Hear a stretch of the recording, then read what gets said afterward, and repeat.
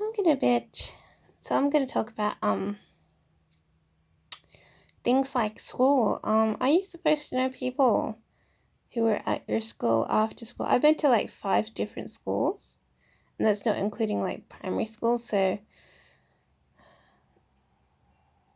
I've been to like around 3 different schools officially. And primary school, you've been to another few other schools, and before that, a few others. So um I don't believe that anyone that you meet at school is supposed to interrupt your adult life. I sometimes feel like they have been, keeping in a band and helping to disrupt my life. Some people I knew from school, and it's caused like a huge rupture where I would be otherwise successful. I've been unsuccessful, where I would otherwise be quite rich without being like a millionaire, but rich, quite wealthy enough to have your own place, a nice expensive one. So where I could have had that, I don't have anything. So these sorts of circumstances has happened because someone at school has thought of me and thought of me after school and thought it would be a great idea to disrupt my life somehow. And so when they catch a glimpse of you in the real world, they make a little plan and enact a plan to disrupt your life.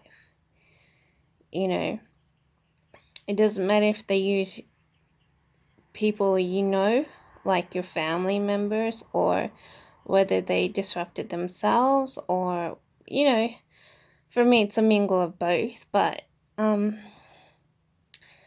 I don't feel like those sorts of circumstances should happen. I mean, you don't have to remember people that you met at school.